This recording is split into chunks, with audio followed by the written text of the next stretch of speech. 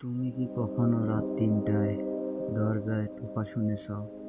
সবাই ঘুমিয়ে, কিন্তু কেউ যেন নরম কণ্ঠস্বরে বলছে, বেরিয়ে এসো, বাইরে, এদিকে। আমি প্রথমে ভেবেছিলাম স্বপ্ন, তারপর শুনলাম আবার ধীরে ধীরে খোলা দরজার শব্দ। একটুও বাতাস নেই, কিন্তু পর্দা নড়ে।